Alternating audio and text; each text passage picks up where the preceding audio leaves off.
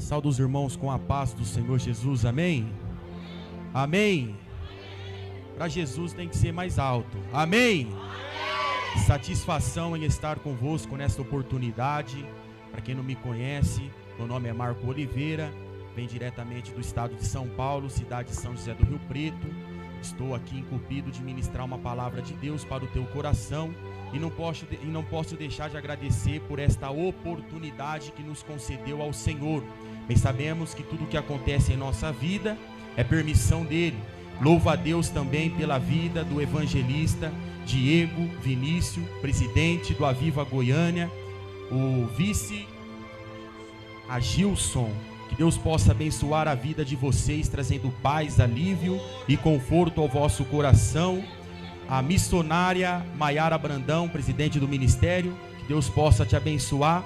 E a cada um daqueles que se faz presente, a cada um daqueles que está nesse momento assistindo a transmissão ao vivo, em nome de Jesus. Gostaria que os irmãos se colocassem sobre seus pés em referência à palavra de Deus. Eu gostaria de ministrar a palavra de Deus no livro de 1 Samuel, capítulo de número 16. Livro de 1 Samuel, capítulo de número 16.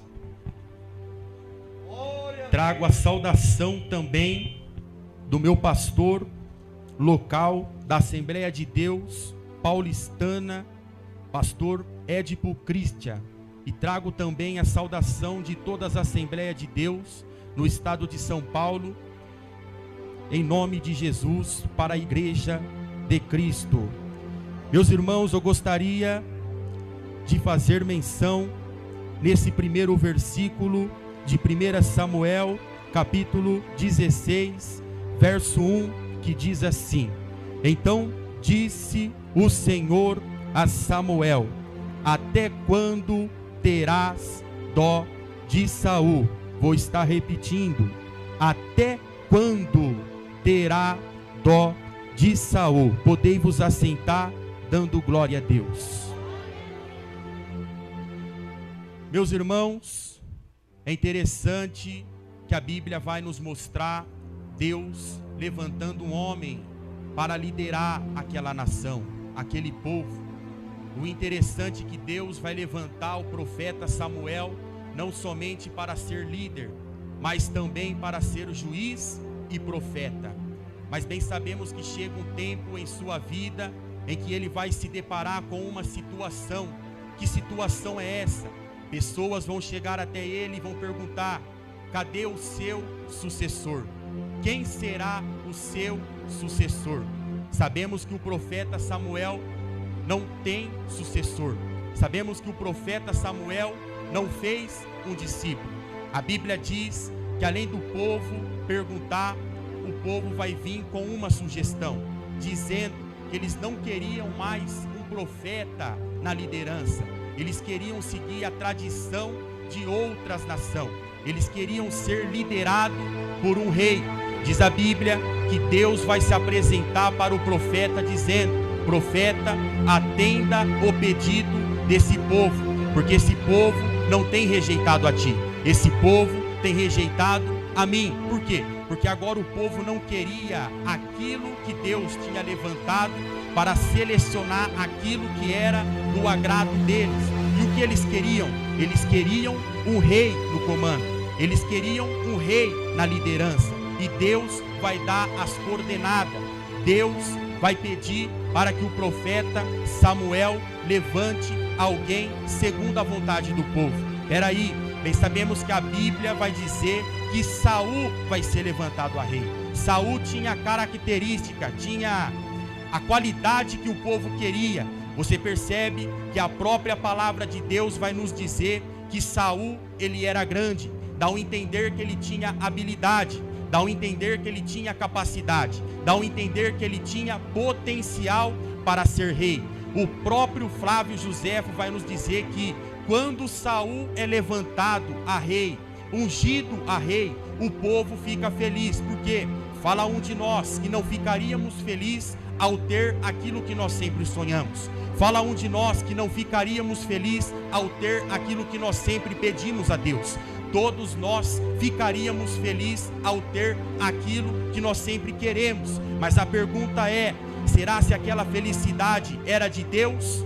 Será se aquela felicidade era da vontade do Senhor? Porque bem sabemos que no segundo ano de reinado de Saul, a Bíblia diz que Deus vai dar uma ordem: mata os amalequitas, mata as ovelhas, mata também os gados. Mas a Bíblia vai dizer que Saul preferiu desobedecer para sacrificar. Por quê? Porque agora ele vai poupar a vida das melhores ovelhas, a vida dos melhores gados, dizendo que era para sacrificar ao Senhor. E porventura Deus se agrada mais com sacrifício do que com obediência?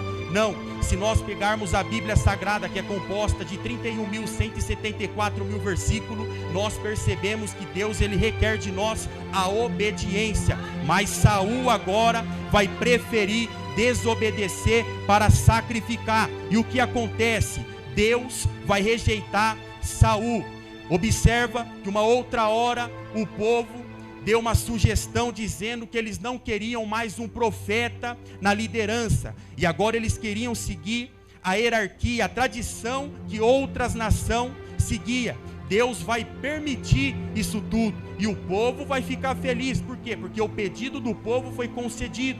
Mas quanto tempo durou a felicidade do povo? Aproximadamente 1 ano. Por quê? Porque aquilo que não é de Deus não dura, aquilo que não é de Deus não permanece. Nós estamos acostumados a viver em nossos dias muitas escolhas que nós achamos que nós escolhemos certo, que nós achamos que vai dar certo, mas infelizmente acaba dando errado.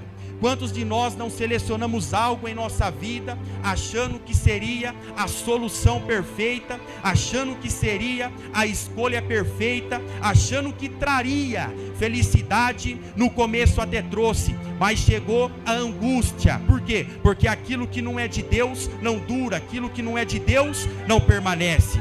O povo selecionou mal, o povo escolheu mal, é do ser humano.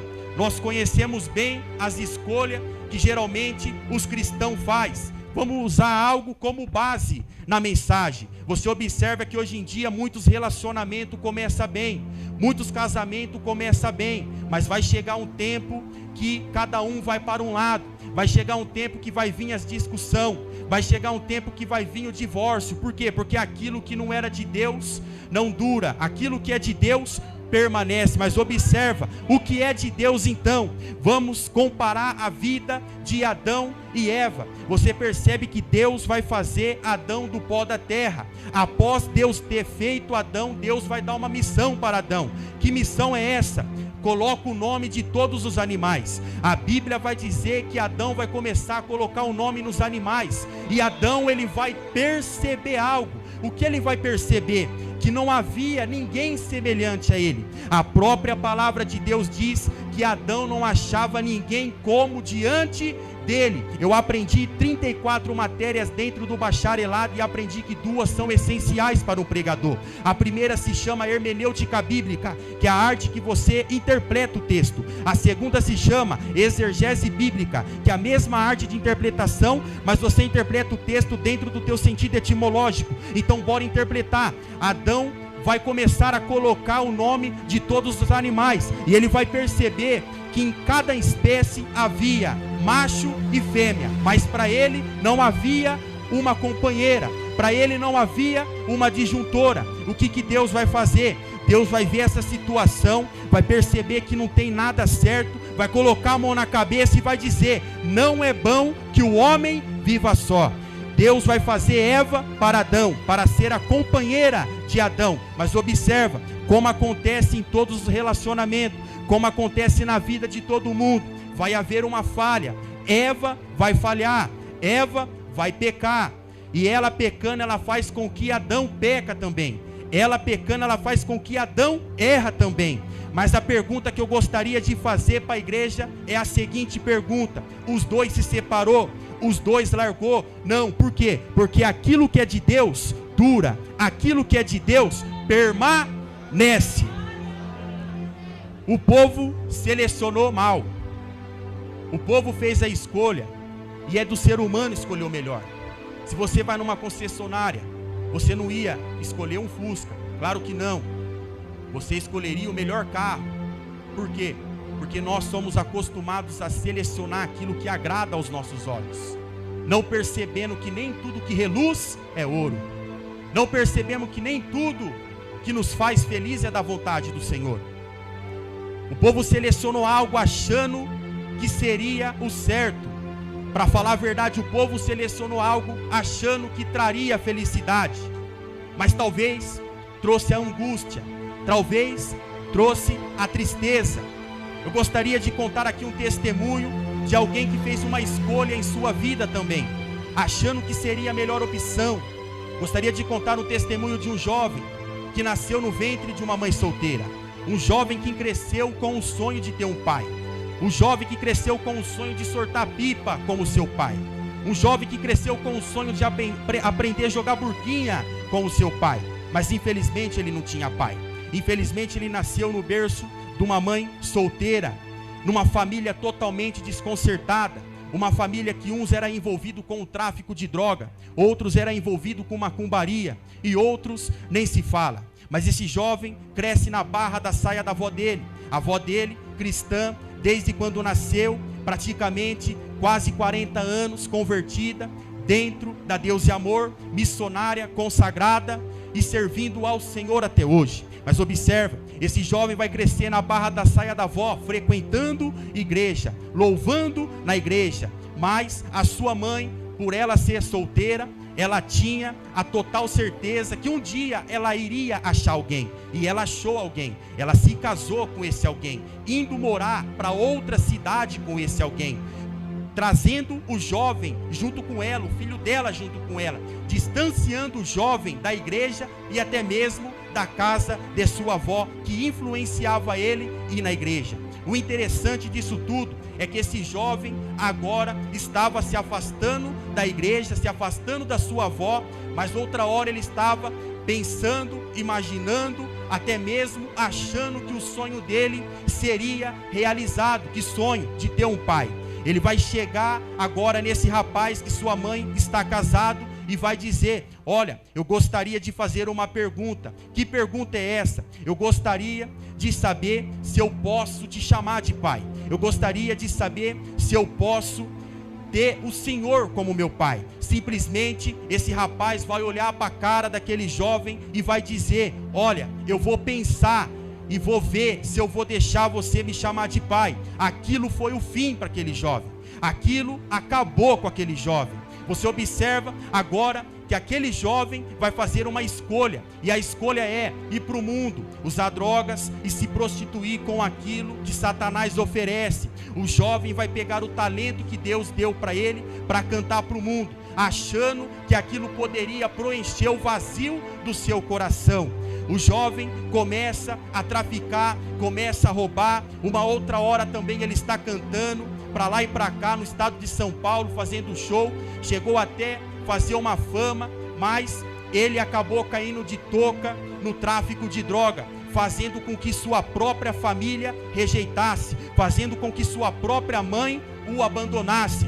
A própria mãe dele disse a ele: olha, madeira que nasce torta, morre torta. Mas aí eu aprendi lendo a Bíblia que Jesus aqui na terra, ele teve um pai. E o interessante disso tudo é que o pai de Jesus aqui na terra era carpinteiro. Jesus, tendo um pai carpinteiro, ele se formou em carpintaria. Eu gostaria que vocês atentassem os olhos a esse pregador que está aqui hoje e observa se madeira que nasce torta, morre torta. Não, por quê? Porque Jesus endireitou. Para quem não sabe, a madeira que era torta para minha família era eu, mas hoje eu estou aqui para lhe dizer que há 6 anos eu estou convertido e há 4 anos viajando o Brasil afora, pregando a palavra e dizendo que Jesus é bom a todo tempo.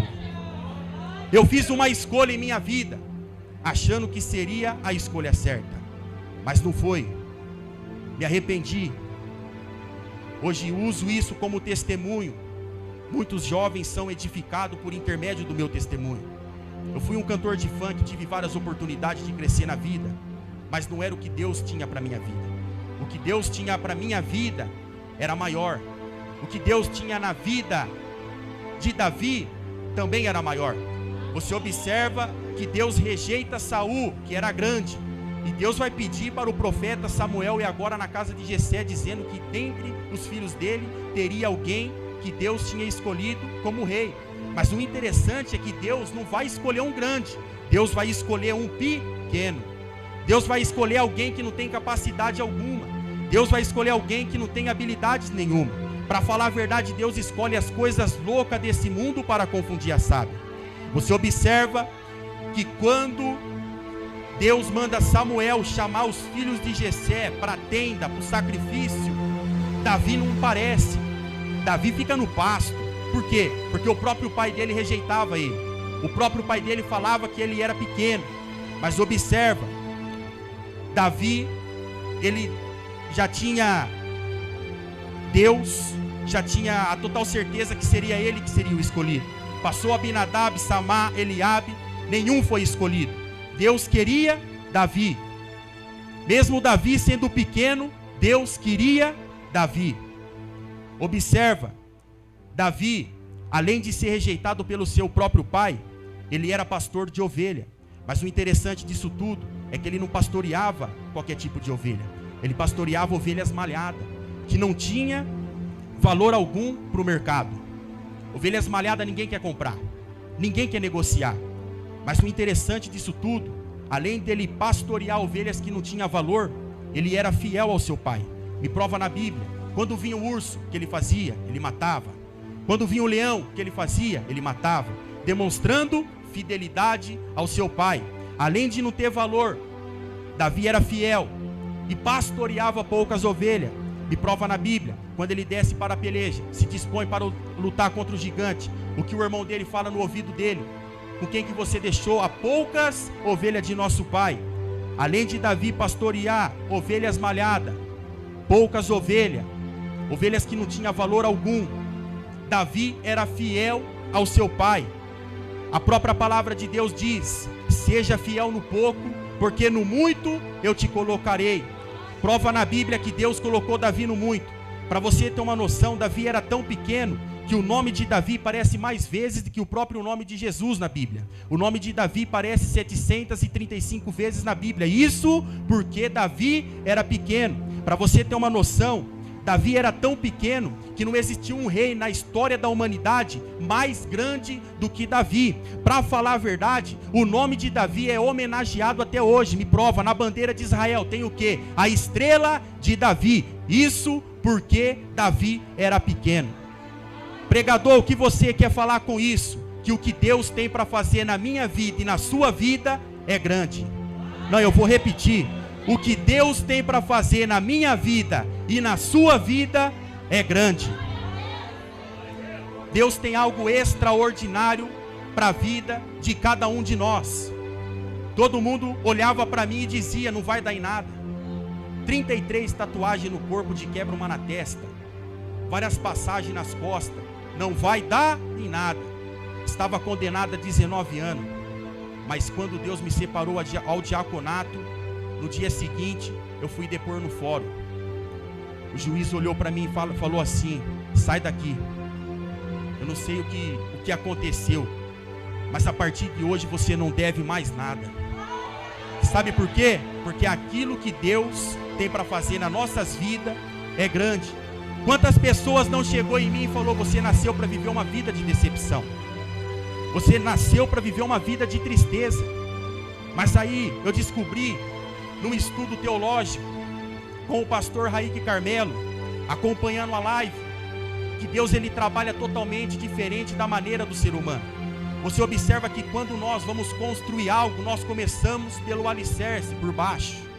Você observa que na criação do universo Deus começou por cima. Por quê? Porque Deus ele não começa por baixo, Deus ele começa por cima.